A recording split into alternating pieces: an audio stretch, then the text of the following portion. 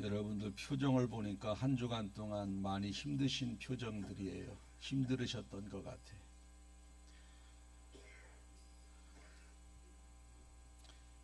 예수님께서 붙잡히시고 죽으시고 사탕 좀 하나 드려요. 사탕. 네? 입에 있어요? 입에 있어요? 2개 잡수면 더 나을 것 같은데.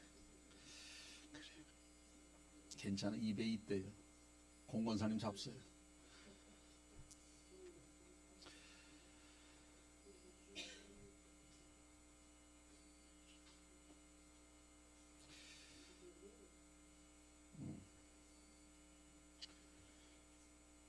다 하나님의 위로가 필요하신 분들입니다.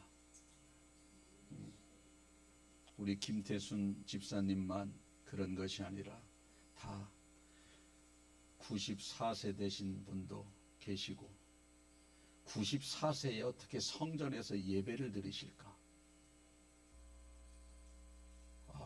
참 이것도 여러분들 94세에 성전에 와서 예배 드리고 싶어요?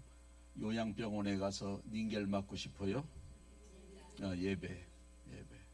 복 받으신 분이세요? 복 받으신 분이에요.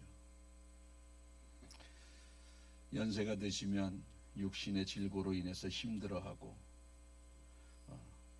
젊은 분들은 인생의 짐 때문에 힘들어하고, 그리스도인들은 세상에 나가서 말씀대로 살아서 승리하는 분도 있지만, 말씀대로 살지 못하여 넘어지면 영적인 죄책감 때문에 또 힘들어하고, 예수님께서 두려워 떠는 제자들에게 부활하셔서 나타나서 그들을 찾아가셔서 이렇게 말씀하셨어요. 너희에게 평강이 있을지어다 선포하셨어요. 그때 제자들 마음 가운데 두려움이 떠나가고 평안함이 가득했습니다. 제가 여러분들에게 주님의 마음으로 평강을 선포할 때에 믿음으로 받아 여러분들 마음 가운데 평안이 임했으면 좋겠어요.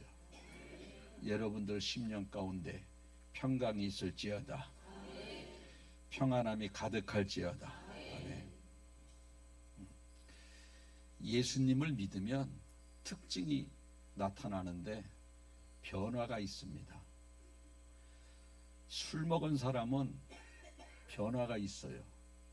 비틀비틀하든지 흥얼흥얼 노래하든지, 또 전봇대에다가 소변 보든지 고래고래 소리 지르든지, 술 먹으면은 증세가 나타나요. 증세가. 예수님을 믿으면 증세가 나타나요. 예수님을 핍박했던 사람이 예수님을 전도하는 사람으로, 예수님을 믿으면 절망 가운데 하루하루를 살아갔던 사람들이 희망을 가지고 살아가고, 예수님을 믿으면 죄 짓고 살아가는 삶에서 회개하고 죄를 떠나는 삶을 살고, 예수님을 믿으면 변화가 일어납니다. 변화가, 삶의 변화라든지 마음의 평강이라든지, 내가 죄 짓고 살아가는 그 삶을 완전히 떠나는 그러한 삶을 산다든지 변화가 일어납니다. 변화가 일어나요. 환경을 초월해서 기쁨이 임하는 그러한 변화 일어난다라는 거예요. 여러분들이 만약에 예수님을 믿으시고 변화가, 어떤 변화가 일어났는지 모르겠지만 죄를 떠나는 변화, 또 믿기 전에는 작은 일 가지고도 두려워했는데 믿은 다음부터는 큰 것 가지고도 두려워하지 않는 이러한 평안과 담대함이 만약에 있다면 제대로 믿는 겁니다. 제대로. 그런데 예수님을 믿었는데 여전히 나는 괴롭고 불안하고 절망 가운데 살아가고 있다. 예수님을 믿었는데 여전히 내 잘못된 성품 하나 고치지 못하고 살아간다. 잘못 믿는 겁니다. 잘못 믿는 거예요.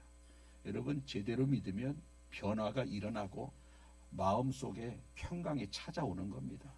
사도 바울처럼 감옥에서도 찬송할 수 있는 그러한 능력의 성령이 바울 속에만 있는 것이 아니라 저와 여러분의 심령 가운데서도 머물기 때문에 예수님 믿으면 환경을 초월해서 기뻐야 돼요. 환경을 초월해서. 여러분들 가운데 그러한 기쁨이 있다면 제대로 믿는 거예요. 근데 나는 작은 것 가지고도 계속 힘들어하고 괴로워한다. 작은 나의 잘못된 습관 하나 고치지 못하고 계속 나에게 악한 것들이 나간다. 뭔가가 잘못 믿는 겁니다. 잘못 믿는 거예요, 신앙생활을. 예수님을 믿는 순간 우리는 완전히 새로운 존재로 변화가 되어져야 제대로 믿는다는 겁니다.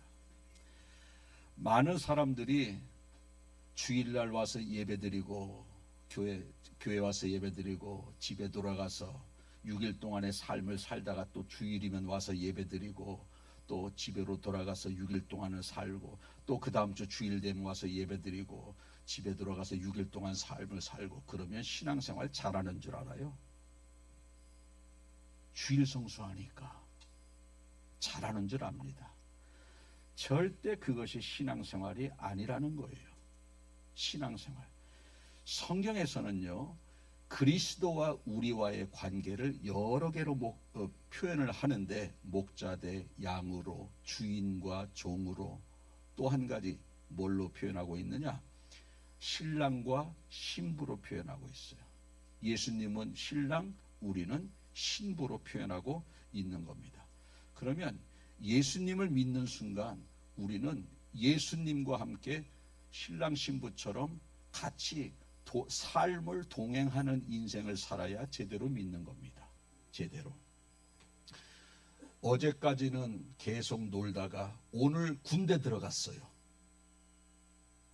그러면 오늘부터는 어제처럼 행동하면 안 돼요. 6시에 기상하고 밤 10시에 취침하고 정해진 시간에 밥 먹고 어제까지는 일반인, 오늘부터는 군인. 군인이면 군인에 합당한 삶이 있는 겁니다. 어제까지 놀다가 오늘부터 개학을 하고 학생이에요. 학생의 삶이 있는 거예요. 어제까지는 백수였는데 오늘부터는 회사에 입사해서 회사원이 됐어요. 회사의 규칙에 맞는 회사원은 그 규칙에 맞는 삶이 있는 것처럼 그리스도인은 믿기 전과 믿은 다음의 삶이 완전히 달라져야 된다는 겁니다. 아까 말씀드린 대로 주일날 예배드리고 6일 동안 살다가 주일이면 또 예배드리고 6일 동안 살고 이게 다가 아니라는 거예요. 다가 아니다. 그러면 신앙생활을 제대로 하는 것, 예수님을 내가 믿는다면 과연 어떻게 살아가야 되는가? 오늘 제가 3가지를 말씀드리는데 첫째, 예수님과 동행하는 삶을 살아야 된다. 같을 단일 행자 써서 같이 그분과 함께 같이 인생을 살아가는 겁니다.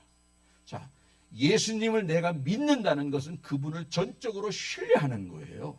그러면 그분이 하신 말씀대로 우리는 순종하면서 살아가는 것이 그분을 믿는 것이지, 그분을 전적으로 신뢰하면 그분이 하신 말씀대로 우리가 살게 되어져 있다라는 거예요. 근데 내가 예수님은 믿어. 교회 나와서 직분도 받았어요.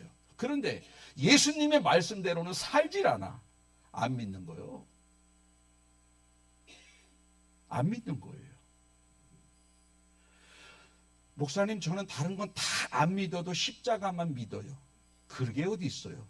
믿으면 다 믿고 안 믿으면 다 안 믿는 거지. 안 믿는 거예요. 어느 여자가 결혼 대상자가 하나 있습니다. 그 남자를 전적으로 믿어요. 100% 신뢰해요. 그래서 그 남자를 선택하고 그 남자랑 결혼을 했어요. 결혼을 했어. 그러면 과거 결혼하기 전에는 자기 마음대로 했어. 월급 타서 내가 사고 싶은 거 사고, 내가 쓸 거 쓰고, 뭐 가고 싶은 데 가고. 자, 이제 결혼을 했습니다. 자기 마음대로 생각하고 판단하고 결정하고 그럴 수 있어요? 아니에요. 결혼한 다음부터는 남편과 함께 상의하고 남편과 함께 같이 고민하고 남편과 함께 기뻐하고 남편과 함께 슬퍼하고 슬퍼한 일이 있으면 그게 바로 결혼 생활이죠. 결혼 생활. 결혼 전에는 내 혼자 모든 것을 생각하고 판단하고 결정했지만 결혼 후에는 남편과 함께 생각하고 남편과 함께 상의하고 남편과 함께 결정하고, 우리가 예수님 믿기 전에는 내 혼자 생각하고 판단하고 결정했지만 예수님 믿은 다음은 기도하면서 그분의 뜻이 어디 있는지, 그분이 좋아하시는 것이 무엇인지 항상 생각하면서 우리는 내 인생을 살아나가야 된다는 겁니다. 이게 바로 그리스도인이라는 거예요. 음식도 그렇지 않습니까? 결혼 전에는 내가 맛있는 거 해서 나 먹으면 돼요. 근데 결혼하고 보니까 남편이 매운 걸 못 먹어. 자기는 매운 거 좋아하는데. 결혼하기 전에야 맵게 해서 자기 혼자 먹으면 끝나는 건데, 결혼해서부터는 남편이 매운 걸 못 먹으면 김치찌개 맵게 해요, 안 맵게 해? 다 맞잖아요. 정신 나간 여자 하나 있어서 아주 맵게 해가지고 자기 혼자 싹 먹었지요. 남편 먹든지 말든지. 없어 그런 여자. 결혼 전에는 내가 안 맵게 해서 나 혼자 먹었지만 결혼 후에는 남편이 매운 걸 못 먹고 저 사람이 당이 있고 저 사람이 혈압이 있고 고지혈증이 있다 그러면 남편의 내가 싫어도, 나는 매운 거 좋아하는데 안 맵게 해야 되고, 나는 당이 없고 나는 혈압이 없는데도 저 남편에 맞추어서 음식을 그렇게 하는 겁니다. 나는 맛없게 먹어. 왜? 결혼한 다음부터는 그렇게 살아가는 거예요. 똑같습니다. 이것처럼 나는 내가 좋아하는 것을 내가 할 수 있는 것이 아니고, 주님이 싫어하면은 내가 안 해야 되는 것이고, 주님이 기뻐하시면 내가 싫어도 하는 것이 바로 주님과 나와의 그러한 신랑과 신부의 그러한 관계라는 거예요. 관계라는 겁니다. 결혼 전에는, 여기 우리 딸도 있지만 결혼 전에는 우리랑 살았어요. 결혼하고 보니까 신랑하고 살아. 결혼 전에는 아빠랑 상의했어. 결혼하고서는 저랑 상의해, 신랑하고 상의해. 신랑하고 상의하는 거예요. 믿기 전에는요, 자기 혼자 다 했지만 믿은 다음부터는 이제 신랑과 함께 동거동락하고 신랑과 함께 상의하고 다 해나가는 겁니다. 여러분이 만약에 신앙생활 시작해서 예수 그리스도를 믿고 그리스도인이라고 한다면, 지금까지 내 혼자 생각하고 판단하고 결정했지만 기도하면서 주님이 주시는 감동에 따라 그분이 기뻐하시는 것이 무엇인지 생각하고 판단하고 결정한다면 여러분들은 신앙생활 제대로 하고 있는 거예요. 그런데 여전히 주일날 교회에 오는 것 빼고는 여전히 똑같아. 내가 오르면 하고 그러면 안 하고, 내가 좋아하면 하고 내가 싫어하면 안 하고, 그렇게 만약에 살아가고 있다면 안 믿는다든지 신앙생활을 지금 잘못했다, 이렇게 알고 계시면 되겠습니다. 여러분들은 주님과, 오늘 말씀 듣고 보니 주님과 동행해요, 아니면 믿기 전하고 거의 똑같아요? 동행해야 되는 거예요. 동행. 그래야 그리스도인입니다. 그래야 믿는 거예요. 그래야 믿는 겁니다. 만약에 지금까지 여러분들이 내가 기뻐하는 건, 내가 좋아하는 건 내가 혼자 생각하고 판단하고 결정하면서 모든 일을 해왔다면, 지금부터라도 기도하여 주님이 기뻐하시는, 내가 좋아도 주님이 싫어한다면 안 할 줄 아는 용기가 있길 바라고, 항상 내 생각에는 벌써 이미 다 정해져 있지만 주님 생각이 어떤지 기도하면서 주님 생각을 묻는, 그래서 주님과 함께 동행하는 여러분들 되시길 축복합니다. 두 번째는 그리스도인이 해야 될 것이 뭐냐면 자기 부인입니다. 자기 부인. 오늘 본문에 누구든지 나를 따라오려거든 자기를 부인하라. 내 선택과 내 판단과 내 경험을 부인하고 주님의 선택, 주님의 판단, 주님의 그러한 능력을 우리가 수용하라는 겁니다. 나를 버리고 내 경험을 버리고 내 생각을 버리고 주님 생각으로 주님의 능력을 믿고 우리가 선택하라는 거예요. 주님의 능력을 믿고. 여러분, 사람이요, 자기의 능력을 부인하고 경험을 부인한다는 것이 참 쉽지 않습니다. 사람의 본능은요, 이기적이에요. 자기중심적이에요. 자기중심적. 애들한테 과자 하나 있으면요 서로 싸워요.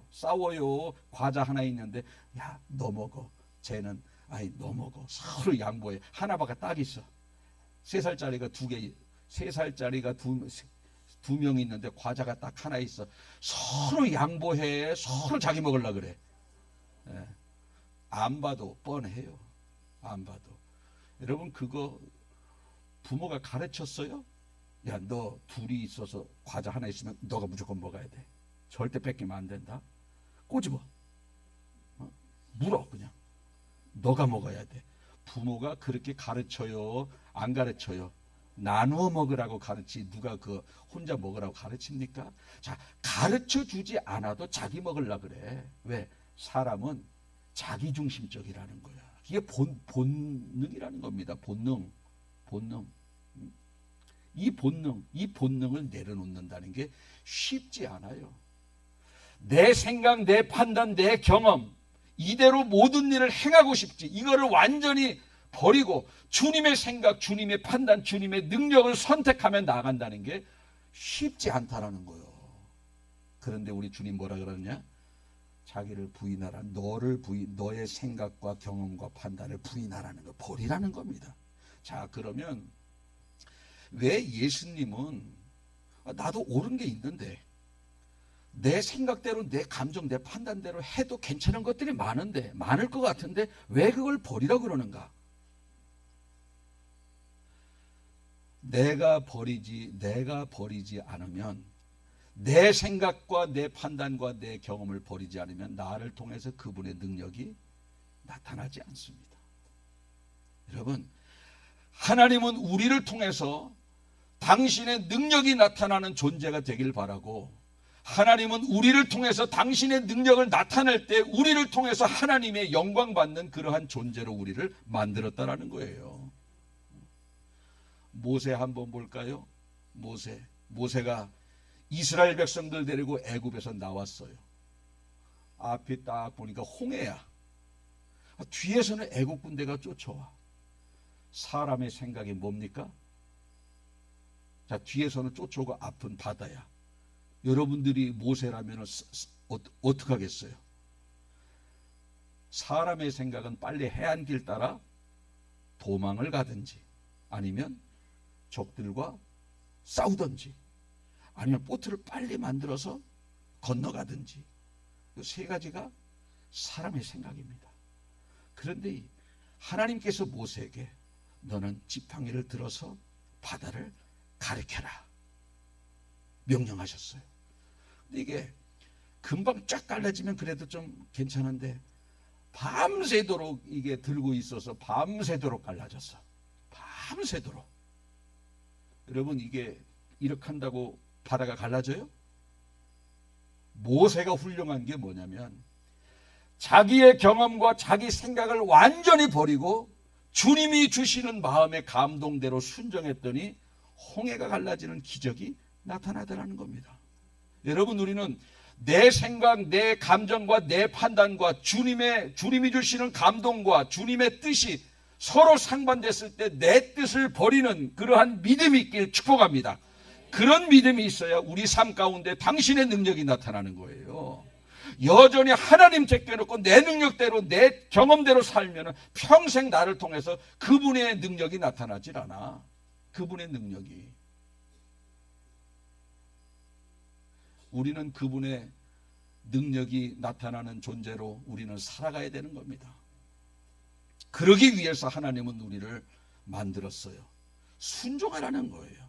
너를 버리고 자기를 부인하라는 겁니다. 그래서 광야를 갔습니다. 이스라엘 백성들이 광야를 갔는데 광야 40년 다 끝나고 이제 여호수아가 이스라엘 백성들 데리고 요단강을 건너서 가나안 땅을 가려고 하는데 요단강을 건너려고 보니까 물이 철철 흘러요. 사람의 생각은 뭡니까? 지금 들어가면 죽지. 물이 철철 흐르는데. 사람의 생각은 물길이 끊긴 다음에 건너겠습니다. 이건 사람의 생각이에요. 근데 하나님께서는 뭐라 그러느냐? 야, 물이 철철 흘러도 너가 들어가면은 끊어줄게. 여러분, 자, 하나님이 이스라엘 백성들을 가나안 땅에 들어가는 게 단지 목적이라면 뭐 시험할 게 뭐가 있어요? 물 끊어주고 건너가게 그러면 되지. 그런데 물이 철철 흐르는데 첫 발을 내디디면 물이 끊어지게 해주겠다. 그럴 바에 그냥 끊어주겠어, 저 같으면. 그런데도 항상 우리 하나님은 우리의 믿음을 시험하신다는 거예요. 믿음을 시험하신다. 사람의 생각은 물길이 끊어지면 건너겠습니다. 하나님의 생각은 먼저 들어가면 물길을 끊어주겠다. 여호수아가 자기를 부인하고 하나님의 경험과 그분의 능력을 선택했어요. 그 결과 요단강의 물줄기가 끊어지고 이스라엘 백성이 건넌 줄 믿으시길 바랍니다. 하나님의 기적은 내 생각을 버릴 때 그분의 능력이 나타나는 것이지. 근데 내 생각을 버리고 그분의 능력을 그대로 수용하기 위해서는 믿음이 필요해요. 믿음이 필요해. 어떻게 들어가면 물길이 끊겨요? 어떻게 가르치면 홍해가 갈라집니까? 이거는 온전하게 자기 생각과 인간의 생각과 정반대되는 것을 내가 믿음으로 수용할 때 기적이 나타난다는 거예요. 기적이.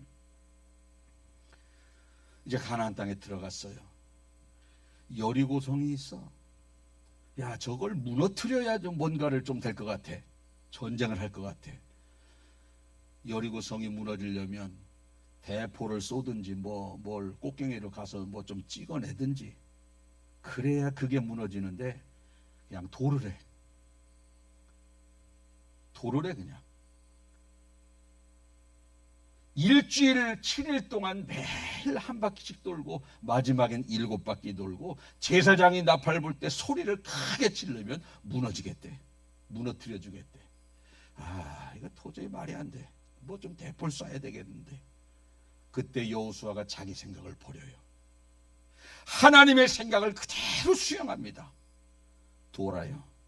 빙빙 6일 동안 돌고 7일째 7바퀴 돌고 제사장이 나팔 불 때 소리를 질러요. 그때 무너진 거예요.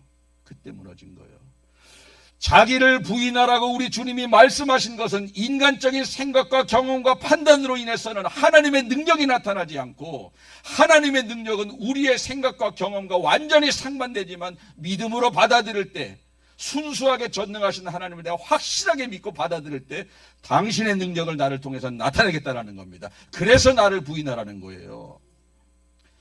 여러분이 이렇게 저렇게 사업을 구상하고 뭘 다 준비했어. 기도를 해보니까 하지 말래.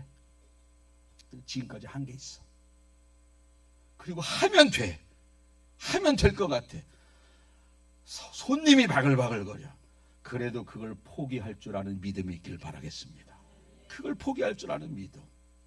이것이 바로 자기 부인이라는 거예요. 자기 부인. 베드로가 기도 시간이 돼서 성전에 기도하러 가려고 그러는데 성전 미문에 안진뱅이가 앉아 있는 거예요. 성경에 보니까 40살이래. 자세하게 보니까 태어나면서부터 안진뱅이에요. 안진뱅이가 할 수 있는 게 뭐예요? 동냥. 성전 왔다 갔다 기도하러 들어갔다 나왔다 하는 사람들에게 한 푼 줍쇼. 그 일밖에 할 수 없는 이 거지인데 베드로가 지나갈 때 뭐 좀 달라 그러는 거예요.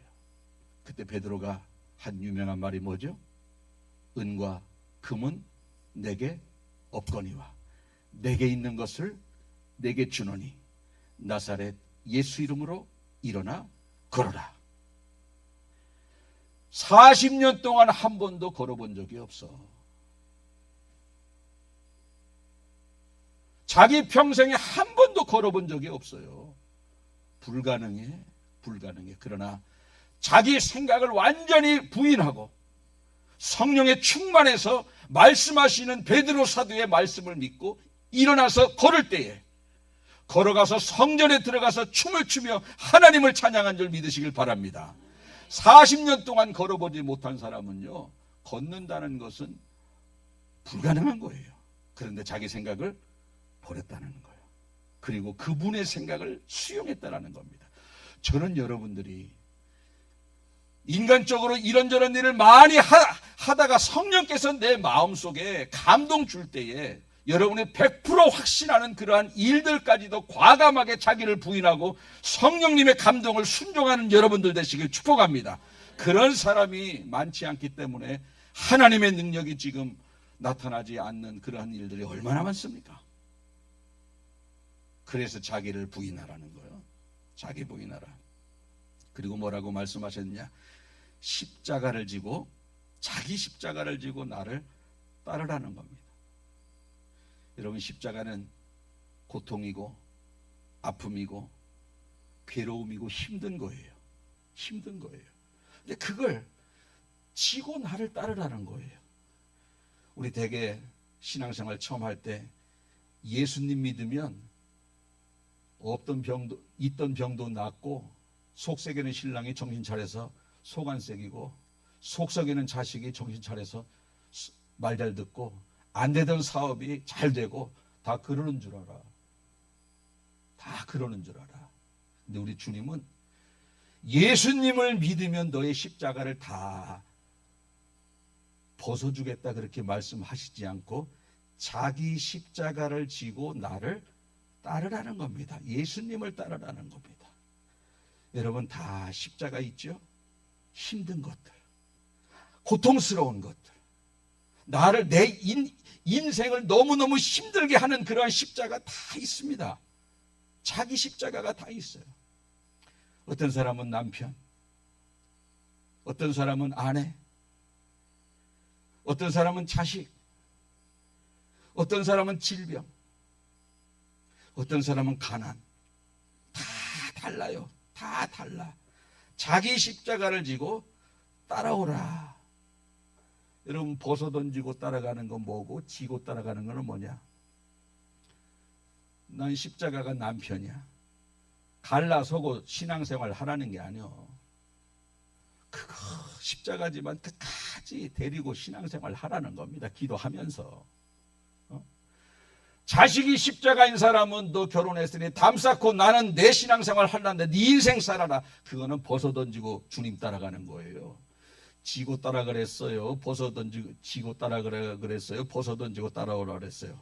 지고 속썩이는 자식과 담 쌓지 말고 그거 끝까지 품고 사랑하면서 주님을 따라오라는 겁니다. 내가 질병이 십자가예요. 가난이 십자가예요. 그걸 원망 불평하면서 신앙생활 하고 그러지 말고 여기에는 하나님의 뜻이 있다 하면서 믿음을 가지고 감당할 수 있는 능력 달라고 기도하면서 우리는 주님의 뒤를 따라가야 된다는 겁니다. 그게 지고 따라가는 거예요. 그게 지고 따라가는 거예요. 어떤 사람은 그래요. 주님, 다른 사람의 십자가보다 내 십자가가 너무 커요. 나는 남편이 십자가인데 왜 옆집 남편은 저렇게 자상해요. 돈도 잘 벌어오고. 거긴 다른 십자가 있어요. 다른 십자가. 주님, 우리는 왜 이렇게 가난해요? 가난이 십자가예요. 저 집은 왜 이렇게 잘 살아요? 우리도 잘 살고 싶어요. 거기 다른 십자가 있어. 다른 십자가. 주님, 왜 다른 집 자식은 저렇게 부모에게 효도하는데 내 집 자식은 이렇게 속만 새겨요? 내 집 자식은 속만 썩이고 다른 집 자식은 효다지만 거긴 다른 십자가 있어요. 다른 십자가 있어요. 다 십자가가 있어요. 제가 목사라서 가정마다 이렇게 신방을 가보면 저 집은 굉장히 걱정이 없을 것 같아요. 하나도. 그런데 더 많아. 더 많아. 근데 정말 저 집은 힘들게 보여요. 막상 가보면은 별로 그렇게 안 힘들어해요. 눈으로 바라보는 것하고는 천지 차이인 적이 굉장히 많습니다. 한결같은 특징이 뭐냐면 다 있다라는 거예요. 다. 없는 사람이 없어요. 여기 십자가 없는 분 손 한번 들어보세요. 없잖아. 다 모양이 다르고 십자가 크기가 다 달라요. 그런데 그것을 지고 따라오라는 겁니다. 여러분, 지고 따라오라고 말씀하신 분이 우리가 지고 따라가다가 넘어지면 그분이 분명히 다시 한번 이렇게 세워주시고 얼마든지 지고 주님을 따라갈 수 있도록 힘을 주시고 능력을 주신다는 사실을 믿으시길 바랍니다. 얼마든지 감당할 수 있는 능력을 주시는 것이지, 저기 자기 십자가 지고 헥헥거리고 따라오는 사람은 네가 알아서 해라. 주님 그런 분 아니라는 거예요. 감당할 수 있는 능력 주신다는 겁니다. 아무리 십자가가 큰들 예수님 십자가만 하겠어요? 채찍 맞아야 되는데, 못 박혀야 되는데, 조롱받아야 돼, 십자가에 매달려 죽어야 되는데 예수님의 십자가만 하겠느냐고. 그런데 왜 예수님이 그 엄청난, 이 세상 어떤 사람보다도 가장 큰 십자가를 힘들지만 그걸 끝까지 지고 가신 이유가 뭐냐면, 그걸 져야 저와 여러분이 살기 때문에 그런 거예요. 그걸 져야 저와 여러분들이 천국 가기 때문에 힘들어도 끝까지 지고 가셨다라는 겁니다. 여러분, 십자가에는 반드시 부활의 영광이 있어요. 지옥 갈 영혼이 천국으로 가는 그러한 영생의 열매가 있다라는 거예요. 우리 각자의 십자가 다 있죠. 힘들지만 열매가 있어요. 그것으로 인해서 내 영이 살고, 그것으로 인해서 누군가의 영혼이 살고, 그것으로 인해서 내가 주님 앞에 온전하게 설 수 있는 무엇인가, 다 우리가 그 십자가는 유익이 있다라는 겁니다. 예수님의 십자가는 수많은 영혼들을 살렸던 것처럼 저와 여러분들의 십자가는 무언가는 몰라, 그러나 생명의 열매가 있다라는 겁니다. 반드시 나에게 유익이 있는 열매가 있으니까 주님이 지고 따라오라는 거지, 그것이 나에게 해가 된다면, 오히려 인생의 짐만 되고 아무런 유익이 없다면 주님이 그걸 왜 지고 따라오라 그랬어요? 무언가 분명히 유익이 있다라는 거예요. 나는 몰라, 주님은 다 알고 있어요. 그것이 유익인지. 물론 십자가 지고 걸어가기 힘듭니다. 때로는 지치고 넘어지고 낙심도 됩니다. 우리가 예수님도 십자가를 지시고 골고다 언덕길 가실 때 3번이나 힘겨워서 넘어지셨어요. 그래도 끝까지 그 십자가를 지신 이유는 그게 사명이니까. 우리는 예수님의 십자가에 비하면 아주 작은 십자가입니다. 그걸 내가 져야 된다는 사명감을 가지고 여러분들이 기도하면서, 그 십자가로 인해서 기도하면서 그 십자가를 끝까지 지고 가는 여러분들 되시길 축복합니다. 그것이 우리의 사명이에요. 그러면 십자가 죽음 뒤에는 예수님은 부활의 영광이 있었지 않습니까? 저희들도 십자가 지는 걸로 끝나는 것이 아니라 그에 합당한 상급이 있어요. 그것이 뭐냐면 오늘 본문 로마서 8장 18절에 이렇게 기록하고 있어요. 생각하건대 현재 고난은 장차 우리에게 나타날 영광과 좋게 비교할 수 없도다. 지금 내가 십자가로 인해서 엄청난 고난을 받는다 할지라도 나중에 우리에게 나타날 영광에 비하면 그 십자가는 작은 거라는 엄청난 영광이 예비되어져 있다는 겁니다. 엄청난 영광이. 십자가는 물론 힘들어요. 왜 나는 이런 남편, 왜 나는 이런 아내, 왜 나에게는 이런 자녀, 왜 우리에게는 가난, 왜 나에게는 이런 질병. 이런 십자가 잘 지고 가시면 그것이 나에게 유익이 되기 때문에 지고 가라고 말씀하신 것이고, 그걸 지고 묵묵히 따라가는 것으로, 힘든 것으로 끝나는 것이 아니라 후에 장차 우리에게 나타날 영광은 좋게 십자가에 비교할 수 없을 정도로 엄청난 영광을 주신다는 겁니다. 이걸 믿고 오늘도 십자가를 오히려 나를 살리기 위해서 주신 십자가로 알고 저 십자가를 지고 끝까지 따라가면 나에게 주님이 예비해 놓으신 축복이 있다는 것을 생각하면서 힘을 내시고 끝까지 십자가 지고 감당하는 여러분들 되시길 예수님의 이름으로 축복합니다. 아멘. 기도하겠습니다.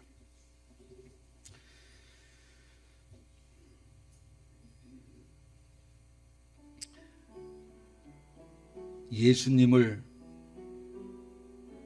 믿는 순간 성령이 우리 속에 오셔서 변화의 역사가 나타나는 것은 당연한 것인데,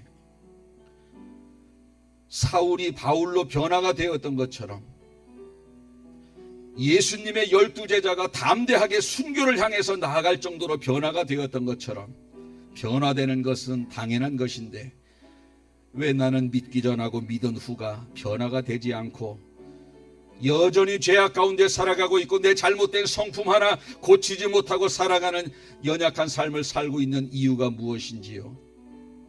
내가 예수님을 안 믿는다든지, 믿어도 올바로 믿지 아니하고 수박 겉핥기식으로 믿었던 우리의 연약한 신앙생활이었음을 고백을 드리며 회개합니다. 이제부터 내가 주님과 동행하는 삶을 살기를 원합니다.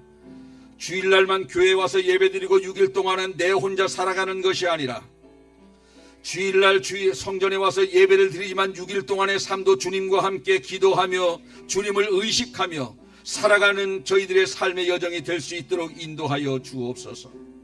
내 생각과 내 판단과 내 경험보다 주님의 생각과 주님의 판단과 주님의 능력을 앞세우는 저희를 되게 도와주셔서, 나와 주님의 말씀이 완전히 배치될 때 나를 부인할 수 있는 그러한 결단이 있게 도와주셔서, 나를 통해서 하나님의 위대한 능력이 나타나는 도구로서의 삶을 살아가는 저희를 될 수 있도록 주님 인도하여 주시옵소서.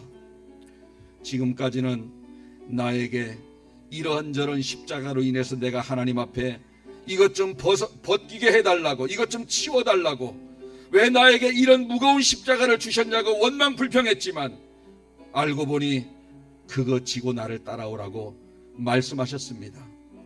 이제부터 내가 십자가를 원망불평하며 벗어던지고 주님을 따라가는 신앙생활이 아니라 기쁨으로 능력으로 기도하면서 감당할 수 있는 능력 달라고 기도하면서 십자가를 지고 주님을 따라가기를 원합니다. 주님이 자기 십자가 지고 따르라고 했으니 이제부터 나의 십자가를 지고 주님을 따라갈 수 있는 이 결단 변치 않게 하여 주시옵소서.